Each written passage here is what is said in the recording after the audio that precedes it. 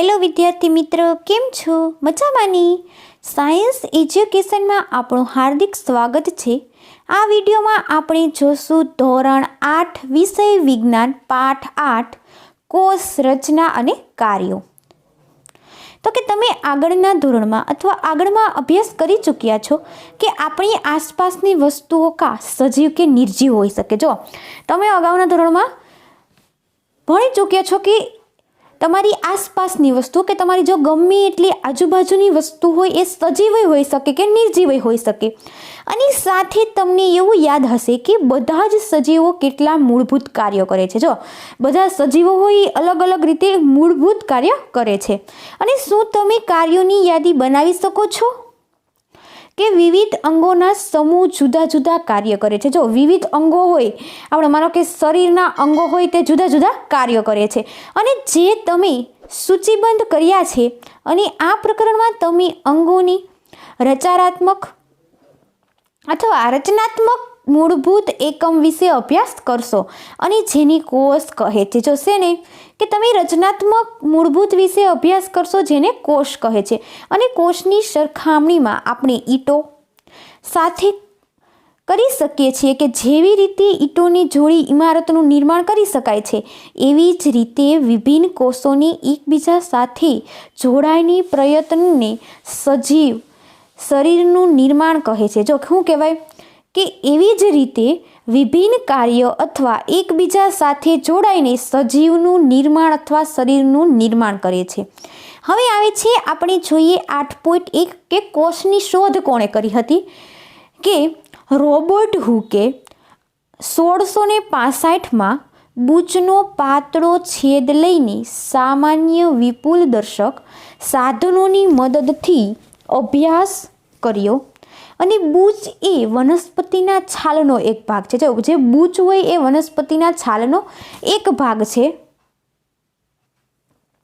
અને તેઓએ બૂચનો પાતળો છેદ લીધો અને તેની સૂક્ષ્મદર્શકની મદદથી અભ્યાસ કર્યો.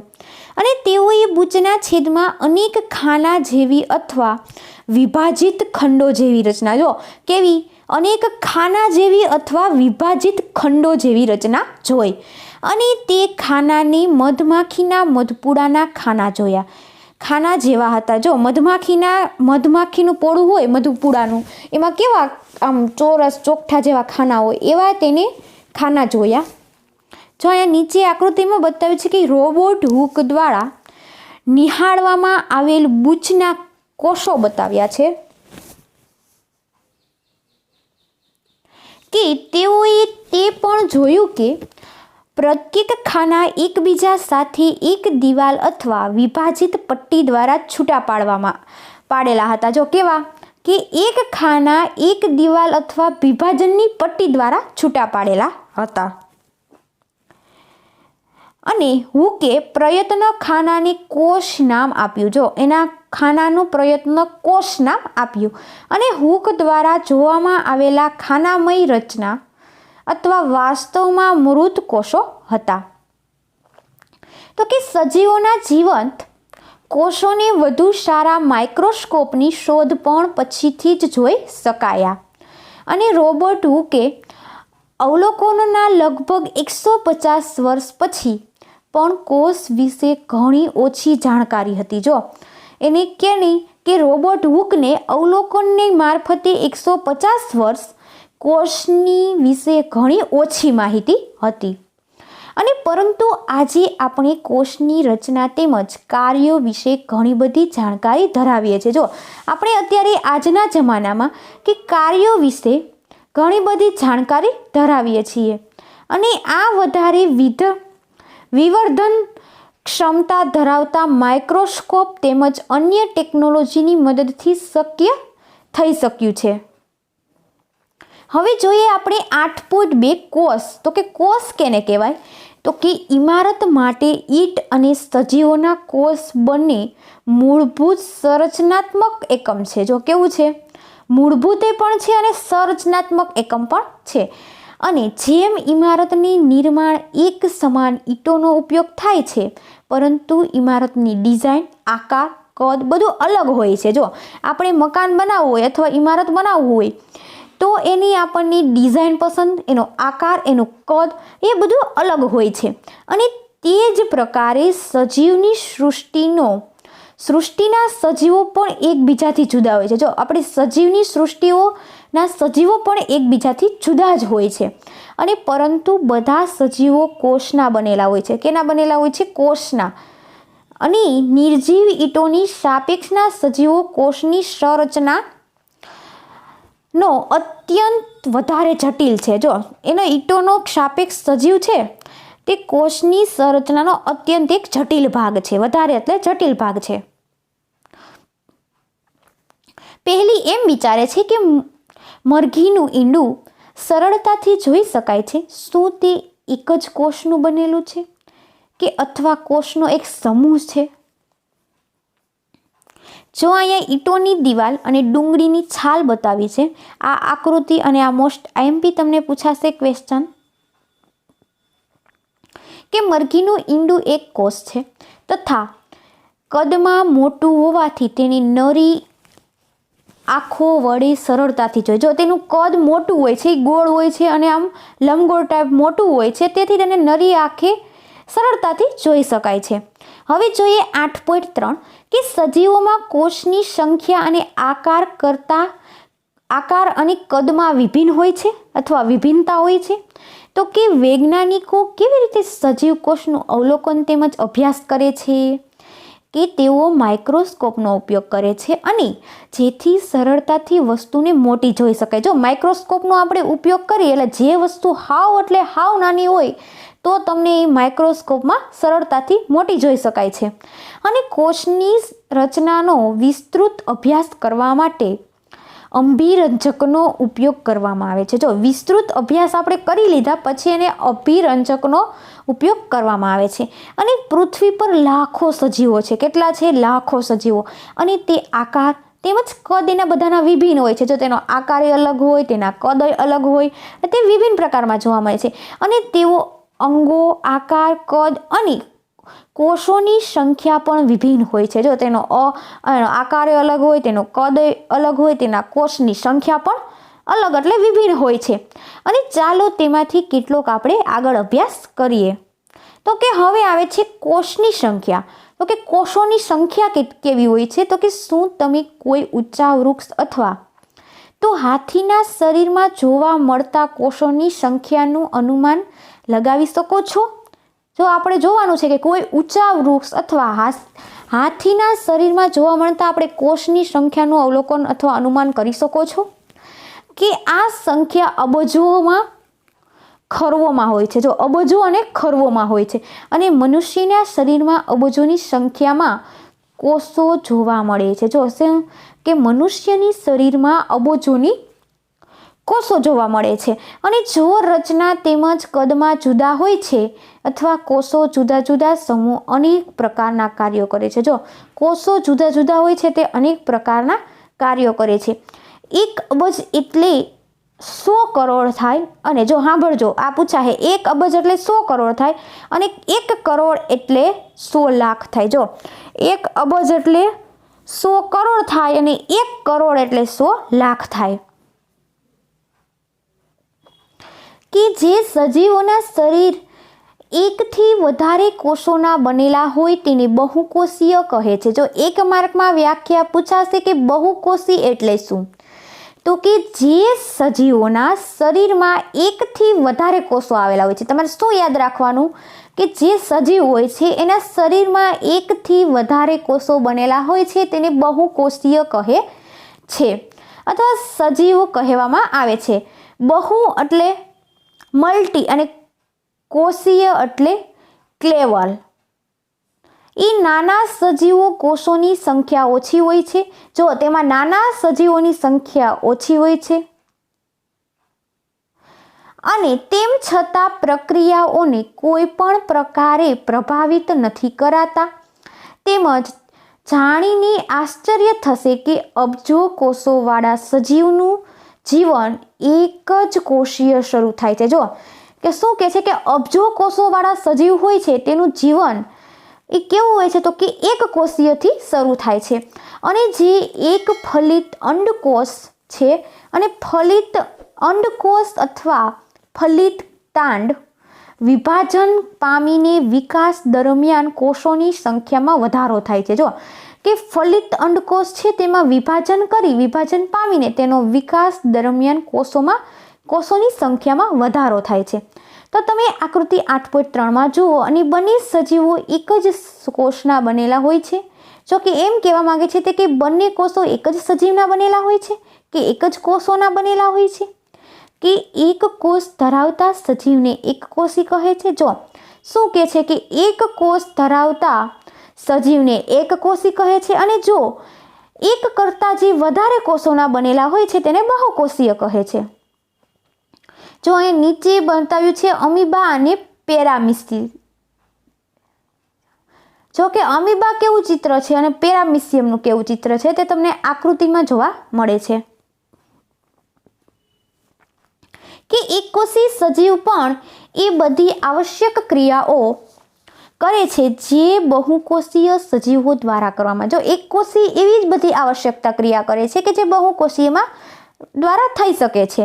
અને એક કોષી સજીવો જેવા કે અમીબા ખોરાકનું અંતગ્રહ તથા પાચન કરે છે અને શ્વસન, ઉત્સર્જન અને વૃદ્ધિ તેમજ પ્રજનન પણ કરે છે. જો શ્વસન કરે, ઉત્સર્જન કરે અને વૃદ્ધિ તેમજ પ્રજનન પણ કરે છે.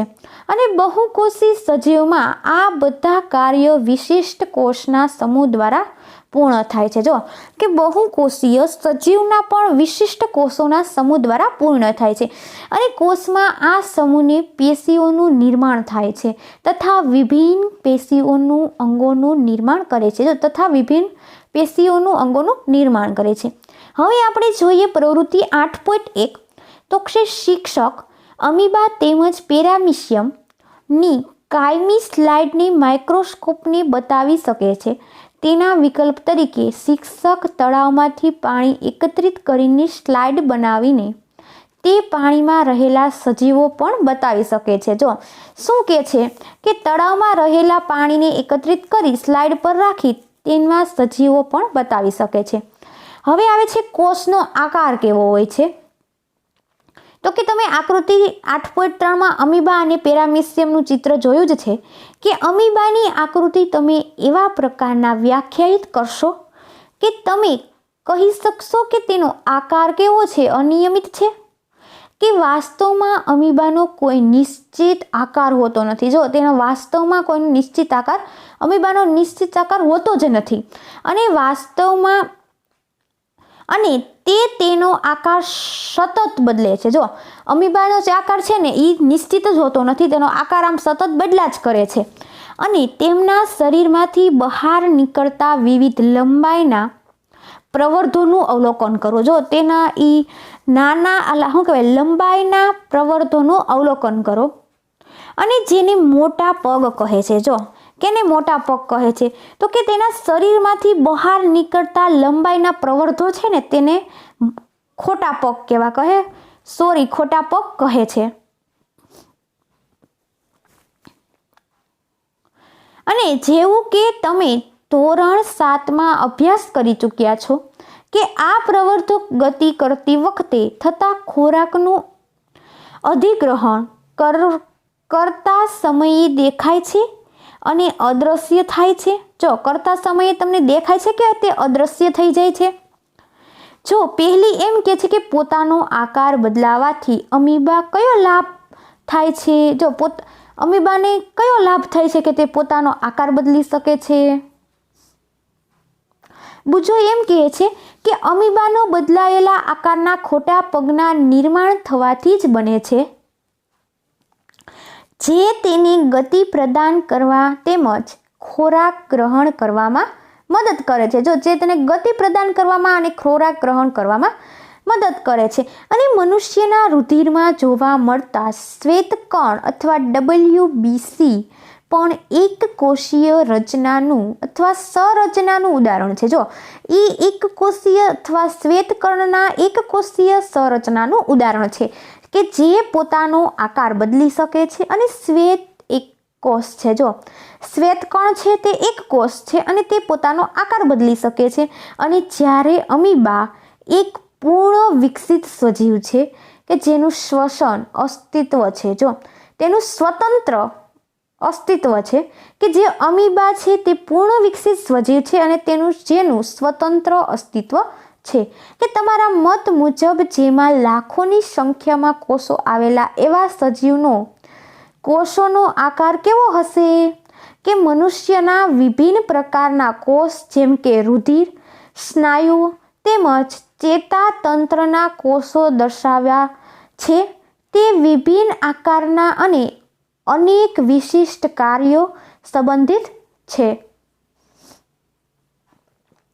કે કોષો સામાન્ય રીતે ગોળ, ચપટા, લંબાયેલા હોય છે અને કેટલાક કોષો લાંબા હોય છે જેના બંને છેડા અણીદાર હોય છે. જો કેટલાક કોષો લાંબા હોય છે અને તેના છેડા અણીદાર હોય છે. કેવા હોય છે? અણીદાર હોય છે. અને તેઓનો આકાર ત્રાકાકાર હોય છે. કેવો? ત્રાકાકાર હોય છે. અને ઘણીવાર કોષો ઘણા બધા લાંબા હોય છે અને કેટલાક કોષો શાખાવાળા હોય છે. જો ઘણા લાંબા હોય છે, ઘણા શાખાવાળા હોય છે, જેમ કે ચેતાકોષો. અને ચેતાકોષો સંદેશો પ્રાપ્ત કરીને તેનું વહન કરે છે. તો ચેતાકોષો કેવા હોય છે? તો કે તેનો સંદેશો પ્રાપ્ત કરીને તેનું વહન કરે છે અને જેના દ્વારા આ શરીરના સંકલન તેમજ સહનિયમતાનું કાર્ય કરે છે. જો અહીંયા મનુષ્યના ગોળાકાર રક્તકણ અથવા ત્રાકાકાર સ્નાયુઓના કોષ અને લાંબા શાખિત ચેતાકોષ બતાવ્યો છે. જો આકૃતિમાં જોયો કે શું તમે અનુમાન લગાવી શકો છો કે કોષો કયો ભાગ તેનો આકાર પ્રદાન કરે છે? કે કોષો જુદા જુદા સંઘટકો ભાગો એક પલટ દ્વારા ઘેરાયેલા હોય છે. જો કેવા? એક પલટ દ્વારા ઘેરાયેલા હોય છે અને આ પલટ વનસ્પતિ તેમજ પ્રાણીઓ કોષોને આકાર પ્રદાન કરે છે. જો વનસ્પતિ તેમજ પ્રાણીઓના કોષોનો આકાર પ્રદાન કરે છે અને વનસ્પતિ કોષોમાંથી તેમાંથી વિશેષ એક આવરણ આવેલું હોય છે જેને કોષ દિવાલ કહે છે. જો એક માર્કમાં ક્વેશ્ચન પૂછાશે કે વનસ્પતિના કોષોમાંથી તેના વિશેષ એક આવરણ આવેલું હોય છે જેને કોષ દિવાલ કહે છે અને તે કોષનો આકાર તેમજ દ્રઢતા પ્રદાન કરે છે. અને બેક્ટેરિયા કોષમાં પણ કોષ દિવાલ જોવા મળે છે. જો બેક્ટેરિયામાં પણ કોષ દિવાલ જોવા મળે છે.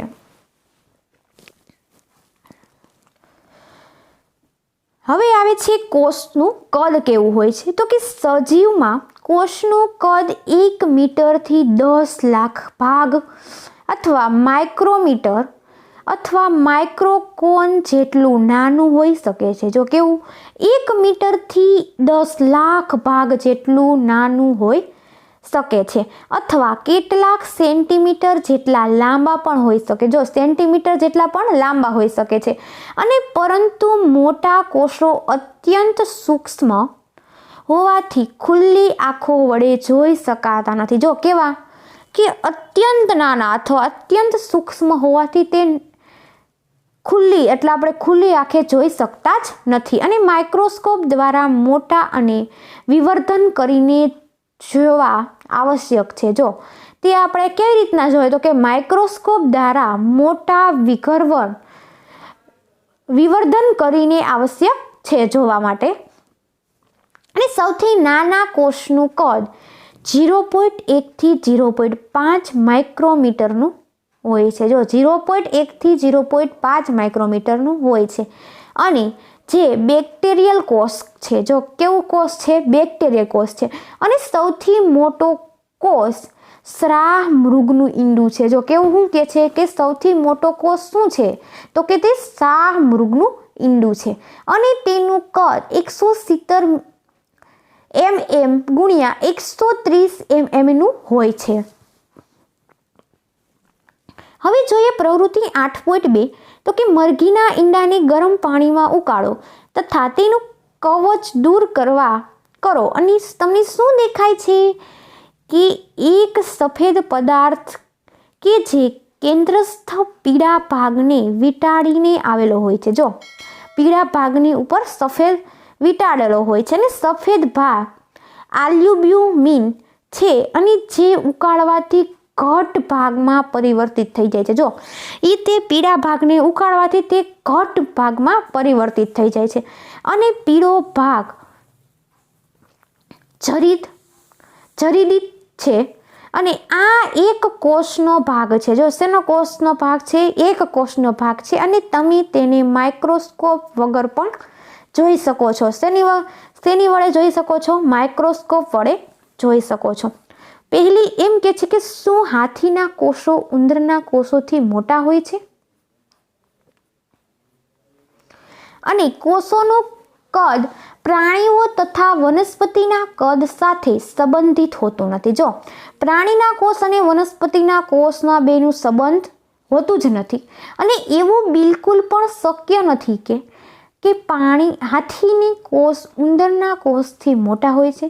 જો હાથીના કોષ કરતાં ઉંદરના કોષો મોટા હોય છે કે કોષના કદનો સંબંધ તેના કાર્યો સાથે હોય છે. જો કોષના સંબંધો તેના કાર્યો સાથે હોય છે અને ઉદાહરણ તરીકે ચેતાકોષ હાથી અને ઉંદર બંનેના લાંબા તેમજ શાખિત હોય છે. જો એના ચેતાકોષો કેવા હોય છે? હાથીના અને ઉંદર બંનેના તો કે લાંબા અને શાખિત હોય છે અને તે ઉર્મી વેગના સ્થળાંતરનું કાર્ય કરે છે. કેવા? ઉર્મી વેગના સ્થળાંતરનું કાર્ય કરે છે.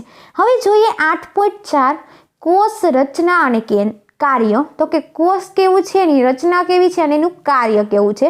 તો કે તમે અભ્યાસ કરી જ ચૂક્યા છો કે પ્રત્યેક સજીવો અનેક અંગ ધરાવે છે અને તમે ધોરણ 7માં પાચક અંગો વિશે અભ્યાસ કરી ચૂક્યા છો કે ભેગા મળીને પાચક તંત્રની રચના કરે છે અને કોઈ પણ તંત્રમાં પ્રત્યેક અંગ અલગ અલગ કાર્ય કરે છે. તેમજ જેમ કે પાચક, સ્વાંગીકરણ તથા અભિશોષણ, તેવી જ રીતે જુદા જુદા વનસ્પતિ અંગો વિશિષ્ટ કાર્યો કરે છે. ઉદાહરણ તરીકે મૂળ, પાણી તેમજ ખનિજ ક્ષારના શોષણમાં મદદ કરે છે. તમે ધોરણ 7માં અભ્યાસ કર્યો છે કે ખોરાક સંશ્લેષણ દ્વારા જવાબદાર છે કે દરેક અંગ એક નાના ભાગ દ્વારા નિર્માણ પામે છે. જો જે દરેક ભાગ છે એક નાના ભાગ દ્વારા નિર્માણ પામે છે જેને પેશી કહે છે. શું કહે છે? પેશી કહે છે અને નિશ્ચિત કાર્યો કરતા કોષોના સમૂહને પેશી કહે છે. જો એક માર્કમાં ક્વેશ્ચન અથવા એક માર્કમાં વ્યાખ્યા પૂછાશે કે પેશી કોને કહે છે? તો કે નિશ્ચિત કાર્યો કરતા કોષના સમૂહને પેશી કહે છે. જે નિશ્ચિત કાર્ય કરતા હોય એના કોષના સમૂહને પેશી કહે છે. અને પહેલી એ સમજાવ્યું છે કે એક અંગ પેશીઓનું બનેલું છે જે ખરેખર કોષથી બનેલી હોય છે અને જીવંત સંરચનામાં કોષ એ મૂળભૂત માળખાકીય એકમ છે. જો જીવંત સંરચનામાં કોષ એ મૂળભૂત માળખાકીય એકમ છે. હવે છે 8.5 કોષના ભાગો કે કોષરસ પટલ. તો કે કોષના મૂળભૂત ઘટકો તરીકે કોષરસ પટલ, કોષરસ અને કોષ કેન્દ્ર છે. જો એના ઘટકો કયા કયા છે? તો કે કોષરસ પટલ, કોષરસ અને કોષ કેન્દ્ર છે. અને કોષરસ તેમજ કોષ કેન્દ્ર અથવા કોષરસ પટલ દ્વારા ઘેરાયેલું છે. જો કોષરસ તેમજ કોષ કેન્દ્ર એ કોષરસ પટલ દ્વારા ઘેરાયેલું છે અને કોષરસ પટલ એક કોષના બીજા કોષ તથા ઘેરાયેલા દ્રવ્યોથી અલગ હોય છે. જો કોષ એક બીજા કોષથી ઘેરાયેલા દ્રવ્યથી અલગ કરે છે અને કોષ પટલ એ જીવરસ પટલ પણ કહે છે. જો એને શું કહે છે? જીવરસ પટલ પણ કહે છે. અને કોષરસ પટલ છિદ્રાળુ હોય છે તથા વિભિન્ન પદાર્થોથી કોષમાં અવરજવર માટેનું નિયમિત કરે છે. હવે જોઈએ આપણે પ્રવૃત્તિ 8.3 કે કોઈ પણ કોષના મૂળ ઘટકોને અવલોકન કરવા માટે તમે એક ડુંગળી લેવાની છે અને એના ઉપરના સુકાયેલા ગુલાબી ફોતરાને દૂર કરી નાખો અથવા એના ફોતરા ફોલી નાખો અને તમે ડુંગળીની સફેદ માસલ સપાટીને ચીપિયાથી મદદથી હાથ દ્વારા પણ અલગ કરી શકો છો. જો એના ચીપિયાની મદદથી કે હાથ દ્વારા પણ અલગ કરી શકો છો કે તમે ડુંગળીને તોડીને પણ આ પાતળા પટલને અલગ કરી શકો છો અને કાચની સ્લાઇડ પર પાણીનું ટીપું મૂકીને પાતળા પટલને તેની ઉપર મૂકો. જો એક સ્લાઇડ લેવાની છે, તેની ઉપર પાણીનું ટીપું અને પાતળા પટલને તેની ઉપર મૂકો અને પાતળું પટલ બ્લેડ અથવા ચીપિયાની મદદથી લઈ શકાય છે. જો એ પાતળું નાનું એનું પટલ હોય તે ચીપિયાથી અથવા બ્લેડ વડે લઈ શકાય છે. અને હવે આ પટલને મિથિલિન બ્લુ વડે અભિરંજિત કરો અને તેમની ઉપર કાચની કવચ સ્લીપ મૂકો. ધ્યાન રાખો કે કાચની કવર સ્લીપની અંદર હવામાંના પરપોટા રહી ન જાય. જો એ કાચની એવી સ્લાઇડ લેવાની છે, એટલે એવી સ્લીપ લેવાની છે કે તેની હવાની અંદર પરપોટા રહી ન જાય. અને ત્યારબાદ માઇક્રોસ્કોપમાં તેનું અવલોકન કરો અને તેની આકૃતિ દોરી નામ નિર્દેશન કરો અને સરખામણી આકૃતિ 8 પોઈન્ટ સાથે કરી શકો છો કે ડુંગળીના કોષનું સીમા સ્તર અથવા કોષરસ પટલ હોય છે અને જે એક વધારાના દ્રઢ આવરણ દ્વારા આવરિત હોય છે. જો કેવા કે વધારાના દ્રઢ આવરણ દ્વારા આવરિત હોય છે, જેને કોષ દિવાલ કહે છે. અને કોષના કેન્દ્ર ઘટ ગોળાકાર રચના હોય છે, જે કોષ કેન્દ્ર કહેવાય છે. જો કોષ કેન્દ્ર કેને કહેવાય છે, એક માર્કમાં ક્વેશ્ચન પૂછાશે કે કોષના કેન્દ્રમાં ઘટ ગોળાકાર સંરચના અથવા સંરચના હોય છે, જેની કોષ કેન્દ્ર કહે છે. કે શું એમાં યાદ રાખવાનું કે કેન્દ્રમાં ઘટ ગોળાકાર સંરચના હોય છે, તેને કોષ કેન્દ્ર કહે છે. અને કોષ કેન્દ્ર તેમજ કોષરસ પટલના વચ્ચે જેલી જેવો પદાર્થ આવે છે, તેને કોષરસ કહે છે. જો કોષરસ કોને કહેવાય, એમાં એક ક્વેશ્ચન અથવા એક માર્કમાં ક્વેશ્ચન પૂછાઈ શકશે કે કોષ કેન્દ્ર તેમજ કોષરસ પટલ વચ્ચે જેલી જેવો પદાર્થ જોવા મળે છે, તેને કોષરસ કહે છે. જો અહીંયા ડુંગળીના પડમાં કોષોનું અવલોકન બતાવ્યું છે, એમાં કોષ દિવાલ, કોષ રસ અને કોષ કેન્દ્ર જોવા મળે છે. કે બુજો એમ કહે છે કે હું જાણવા માંગુ છું કે વનસ્પતિના કોષોની કોષ દિવાલની જરૂરિયાત શા માટે હોય છે. તો કે આપણે પહેલા જ અભ્યાસ કરી ચૂક્યા છીએ કે કોષ રસ પટલ કોષને આકાર આપે છે. જો જે આપણે કોષરસ પટલ છે, કોષને આકાર આપે છે. અને વનસ્પતિના કોષોમાં કોષરસ પટલની સાથે ધરાવવાનું એક બહારનું બાજુ જાડું પડ હોય છે. જો એના કોષરસની પટલની સાથે વધારાનું એક બહારનું જાડું પડ હોય છે, જેને કોષ દિવાલ કહે છે. અને કોષરસ પટલની ફરતે આ વધારાનું પડ વનસ્પતિના કોષો માટે રક્ષણ માટે જરૂરી છે. અને વનસ્પતિના કોષોને તાપમાન, ઝડપથી ગતિ અને હવા તથા પવન, વાતાવરણીય ભેજ વગેરેની રક્ષણની જરૂર પડે છે. જો તો કે વનસ્પતિના કોષોને કેની જરૂર પડે છે, તો કે તાપમાનની, ઝડપની, ગતિની, હવાની, પવનની અને વાતાવરણીય ભેજની જરૂર પડે છે. તે આ પરિવર્તનનો પ્રભાવિત થાય છે કે કારણ એમ છે કે સ્થાન બદલી શકતી નથી. જો તેનું કારણ એમ છે કે તે સ્થાન બદલી શકતી નથી અને તે જેવી રીતે ડુંગળીના પટલની સ્લાઇડ તૈયાર કરી હતી, તેવી જ રીતે એમ છે કે ટ્રેસ્ટ્રોકેન્સિયા અને ઇલોડિયા અથવા રોયન્યોના પર્ણની છાલમાંથી પણ સ્લાઇડ બનાવવાની અવલોકન કરી શકો છો. અને પહેલી એમ પૂછે છે, બુજાને પહેલી એમ પૂછે છે કે શું તે પ્રાણી કોષનું પણ અવલોકન કરી શકે છે. હવે જોઈએ આપણે પ્રવૃત્તિ 8.4 તો કે એક સ્વચ્છ ટૂથપીક લો અથવા માચીસની સળી લો, જેનો ગંધકવાળો છેડો તોડી નાખો અને જે તેની મદદથી ગાલની અંદરની સપાટી ધીમે ધીમે ખોતરો. જો ગાલની સપાટી છે અંદરની ધીમે ધીમે ખોતરવાની છે. અને તે દ્રવ્ય કાચની સ્લાઇડ પર રાખેલ પાણીમાં રાખો કે તેમાં આયોડિનનું એક ટીપું ઉમેરવાનું છે અને તેમાં કવર સ્લિપ મૂકો અથવા વિકલ્પ સ્વરૂપે મિથિલિન બ્લુના ટીપા લઈ શકો છો. અને હવે સ્લાઇડનું અવલોકન માઇક્રોસ્કોપમાં કરો. જો હવે સ્લાઇડનું અવલોકન માઇક્રોસ્કોપથી કરવાનું છે કે તમને ગાલના પડમાં અનેક કોષો જોવા મળશે, જોવા મળે અથવા મળશે કે તમે કોષરસ પટલ, કોષરસ અને કોષ કેન્દ્રને ઓળખી શકશો અને પ્રાણી કોષમાં કોષ દિવાલ ગેરહાજર હોય છે.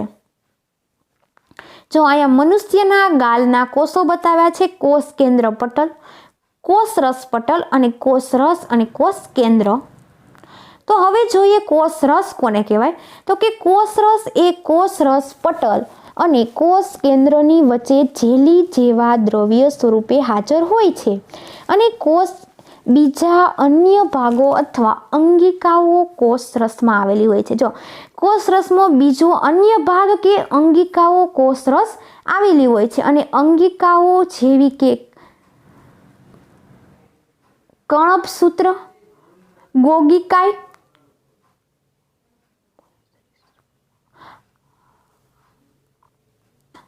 રિબોઝોમ્સ વગેરે અભ્યાસ તમે હવે પછીના ધોરણમાં કરશો. હવે આવે છે કોષ કેન્દ્ર કોને કહેવાય. તો કે સજીવો કોષના આ એક મહત્વનો સંઘટક છે અને સામાન્ય રીતે આ ગોળાકાર હોય છે અને કોષના મધ્ય ભાગમાં ગોઠવાયેલા છે. જે ગોળાકાર હોય છે અને કોષના મધ્ય ભાગમાં ગોઠવેલા હોય છે, જેની સરળતાથી અભિરંજિત કરીને માઇક્રોસ્કોપની મદદથી જોઈ શકાય. જો તેને અભિરંજિત કરીને માઇક્રોસ્કોપની મદદથી જોઈ શકાય છે અને કોષ કેન્દ્ર એ કોષરસથી પટલ દ્વારા અલગ થયેલું હોય છે, જેને કોષ કેન્દ્ર પટલ કહે છે. જો કે જે કોષરસથી એક પટલ દ્વારા અલગ થયેલું હોય છે, જેને કોષ કેન્દ્ર પટલ કહે છે. અને આ પટલ પણ છિદ્રાળુ હોય છે. કેવું હોય છે? છિદ્રાળુ હોય છે. તથા કોષરસ તેમજ કોષ કેન્દ્રની વચ્ચેના પદાર્થો અવરજવર માટેનું નિયંત્રણ કરે છે અને ઉચ્ચ વિવર્ધન ક્ષમતાવાળા માઇક્રોસ્કોપમાં જોવા કોષ કેન્દ્ર એક નાની ગોળાકાર સંરચના જોવા મળે છે, જેની કોષ કેન્દ્રિકા કહે છે. જો કોષ કેન્દ્રિકા કોને કહે છે? તો કે કોષ કેન્દ્રમાં નાની ગોળાકાર વાળા સંરચના જોવા મળે છે, તેને કોષ કેન્દ્રિકા કહે છે. અને તેના સિવાય કોષ કેન્દ્રમાં દોરી જેવી સમાન સંરચના પણ જોવા મળે છે, જેની રંગસૂત્ર કહે છે. જો રંગસૂત્ર કોને કહે છે તે એક માર્કમાં પૂછાય છે કે કોષ કેન્દ્રમાં દોરી જેવી સમાન સંરચનાઓ પણ જોવા મળે છે, જેની રંગસૂત્ર કહે છે અને તે જમીન ધરાવે છે અને તથા આનુવંશિક લક્ષણો પિતૃ પેઢીમાંથી સંતતિ પેઢીમાં વહન કરે છે. જો કેવું? સંતતિ પેઢીમાં વહન કરે છે. અને રંગસૂત્ર કોષ વિભાજન દરમિયાન જ જોવા મળે છે. કે જનીન કોને કહેવાય છે? કે સજીવોમાં આનુવંશિકતાનો એક જનીન છે, તે પિતૃ પેઢીમાં સંતતિ પેઢીમાં આનુવંશિક લક્ષણોનું વહન અને નિયંત્રણ કરે છે, જેનો અર્થ એમ થાય છે કે માતા પિતાના કેટલાક લક્ષણો જનીન દ્વારા તેમને પ્રાપ્ત થાય છે. અને જો તમારા પિતાને બદામી આંખો હોય તો સંભવ છે કે તમને પણ બદામી આંખો હોઈ શકે. જો એમાં કેવું જ કહે છે કે જો તમારા પિતાને પણ બદામી આંખો હોઈ શકે તો તમને પણ બદામી આંખો હોય છે, અને એવો સંભવ છે કે તમને પણ બદામી આંખો હોય છે. અને જો તમારી માતાને વાકડિયા વાળ હોય તો એવો સંભવ છે કે તો તમને પણ વાકડિયા વાળ હોઈ શકે છે. અને પરંતુ પિતૃમાંથી પ્રાપ્ત વિભિન્ન સંયોજિત જનીન પ્રાપ્ત થવાના કારણો લક્ષણો વિભિન્ન પણ હોઈ શકે છે.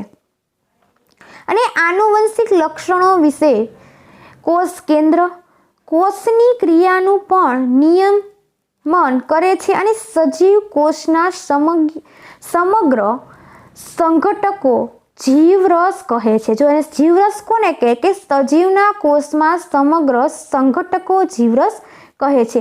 તેમાં કોષરસ અને કોષ કેન્દ્ર બંનેનો સમાવેશ થાય છે અને જીવરસ કોષોની જીવંત ઘટક તરીકે ઓળખવામાં આવે છે। ને પહેલી એમ કહે છે કે પહેલી જાણવા માંગે છે કે શું વનસ્પતિ પ્રાણીઓ અને બેક્ટેરિયાઓ કોષમાંથી કોષ કેન્દ્રની રચના એક સમાન હોય છે કે બેક્ટેરિયાનું કોષ કેન્દ્ર બહુકોષીય સજીવના કોષ કેન્દ્રની જેમ સુયોજિત નથી હોતું અને તેનામાં કોષ કેન્દ્ર પટલની ગેરહાજરી હોય છે અને એવા કોષ જેમાં કોષ કેન્દ્ર દ્રવ્ય કોષ કેન્દ્ર પટલ વગર હોય છે તેને આદિ કોષ કેન્દ્રીય કોષ કહે છે। જો જેમાં કોષ કેન્દ્રીય દ્રવ્ય કોષ કેન્દ્ર પટલ વગર હોય છે જેને આદિય કોષ કેન્દ્ર કહે છે। એક માર્કમાં ક્વેશ્ચન પૂછાશે કે આ કોષ કેન્દ્રવાળા કોષવાળા સજીવની આદિ કોષ કેન્દ્રીય સજીવો કહે છે। જો આ કોષવાળા સજીવોની આદિ કોષ કેન્દ્રીય સજીવ તરીકે ઓળખવામાં આવે છે, જેમ કે બેક્ટેરિયા અને લીલ હરિત લીલનું તેનું ઉદાહરણ છે। અને ડુંગળીનો કોષ તેમજ ગાલના કોષમાં કોષ કેન્દ્ર પટલયુક્ત કોષ કેન્દ્ર જોવા મળે છે જેને સુકોષ કેન્દ્રીય કહે છે। જો શું કહે કે ડુંગળીનો કોષ અને ગાલનો કોષમાં કોષ કેન્દ્ર પટલયુક્ત કોષ કેન્દ્ર જોવા મળે છે તેને સુકોષીય કેન્દ્રીય કોષો કહે છે અને આવા કોષ ધરાવતા સજીવોને સુકોષ કેન્દ્રીય સજીવ કહે છે। કે ડુંગળીના કોષનું સૂક્ષ્મદર્શક યંત્ર વડે અવલોકન કરતી વખતે તમે કોષરસમાં રહેલી ખાલી જગ્યાઓ પર ધ્યાન આપ્યું કે તેની રસધાની કહે છે। જો તમે ખાલી જગ્યા ઉપર ધ્યાન આપ્યું કે તેની રસધાની કહે છે કે ડુંગળીના કોષની જેમ રસધાની તેમજ તેમની મોટી હોય છે અને ગાલના કોષની નાની નાની રસધાનીઓ હોય છે। જો ડુંગળીના કોષમાં રસધાની મોટી હોય છે અને ગાલના કોષમાં નાની નાની રસધાનીઓ હોય છે અને મોટી રસધાનીઓ સામાન્ય રીતે વનસ્પતિના કોષોમાં જ જોવા મળે છે। ક્યાં મળે છે કે મોટી રસધાની સામાન્ય રીતે વનસ્પતિના કોષોમાં જ જોવા મળે છે અને પ્રાણીઓ કોષમાં આ રસધાની અત્યંત નાની હોય છે। જો પ્રાણીઓમાં અત્યંત નાની હોય છે। ટેન્ડેસ્કેન્સિયાના પર્ણમાં કોષના તમે અનેક નાની રંગીત સંરચનાઓ જોઈ હશે અને તે પર્ણકોષના કોષરસમાં વેરવિખેર આવેલી હોય છે। જો તે પર્ણકોષના કોષરસમાં વેરવિખેર આવેલી હોય છે જેને રંજક કણ કહે છે। જો કે અનેક નાની રંગીન સંરચનાઓ જોઈ હશે અને પણ કોષના કોષરસમાં વેરવિખેર આવેલી હોય છે જેને રંજક દ્રવ્ય અથવા રંજક કણ કહે છે। શું કહે છે? રંજક કણ। અને તે જુદા જુદા રંગોના હોય છે। કેવા રંગોના હોય છે? જુદા જુદા રંગોના હોય છે અને જેમાંથી કેટલાક લીલા રંગના હોય છે તેને હરિત દ્રવ્ય કહે છે। જો એ યાદ રાખવાનું છે કે જે લીલા રંગના હોય છે તેને હરિત દ્રવ્ય કહે છે અને લીલા રંગના રંજક કણ હરિત કણ કહેવામાં આવે છે। તે પર્ણોને લીલો રંગ પ્રદાન કરે છે। તમને યાદ હશે કે જો અહીંયા નીચે આકૃતિમાં બતાવ્યું છે કે વનસ્પતિ કોષ અને પ્રાણી કોષની તુલના બતાવી છે કે વનસ્પતિ કોષ અને પ્રાણી કોષ કયો છે તો કે એમાં શું જોવા મળે? કોષ દિવાલ, કોષરસ પટલ, હરિતકણ, કોષરસ પટલ, રસધાની, કોષ કેન્દ્ર અને કોષ રસ। અને પર્ણના જો અહીંયા કોષ્ટક 8.1માં બતાવ્યું છે કે વનસ્પતિ કોષ અને પ્રાણી કોષની તુલના બતાવી છે કે તેનો ભાગ વનસ્પતિ કોષ અને પ્રાણી કોષ તો કે કોષરસ પટલમાં હાજર વનસ્પતિ કોષ છે કે હાજર અને પ્રાણી કોષ છે ગેરહાજર। પછી છે કોષ દિવાલ તો કે એમાં વનસ્પતિ કોષમાં હાજર અને પ્રાણી કોષમાં ગેરહાજર। એવી રીતના તમારે કોષ કેન્દ્ર પટલ, કોષરસ, રંજક કણ અને રસધાની તે મને કોમેન્ટ બોક્સમાં વિચારીને કહેવાનું છે કે પર્ણના હરિત કણમાં આવેલા હરિત દ્રવ્ય પ્રકાશ સંશ્લેષણ માટે આવશ્યક હોય છે। હવે જોઈએ આપણે 8.6 કે વનસ્પતિ કોષ અને પ્રાણી કોષની તુલના. તો કે જો તમે આગળની પ્રવૃત્તિ 8.3 અને 8.4ને યાદ કરો કે તેના આધાર પર વનસ્પતિ કોષ અને પ્રાણી કોષની સંરચનાની તુલના કરી શકશો. કે ધ્યાનપૂર્વક અવલોકન કરો કે ચાલો વનસ્પતિ તેમજ પ્રાણી કોષ વચ્ચે રહેલી સમાનતા તેમજ વિભિન્નતાની યાદી બનાવો અને માત્ર કેટલીક લક્ષણોનો ઉલ્લેખ કરવામાં આવે છે કે તમે વધારે લક્ષણોની ઉલ્લેખ કરી શકો છો. હવે અહીંયા પાઠ પૂરો થાય છે અને આગળ આવે છે સ્વાધ્યાય. તે આપણે આગળના વિડીયોમાં જોશું. અને વિદ્યાર્થી મિત્ર, તમને વિડીયો પસંદ આવ્યો હોય તો લાઈક કરજો, તમારા મિત્ર સાથે વધુમાં વધુ શેર કરો અને ચેનલને સબસ્ક્રાઈબ કરો અને બાજુનું બેલ આઇકન દબાવો જેથી કરી તમને મારા અવનવા વિડીયોની અપડેટ સૌથી પહેલાં મળતી રહે.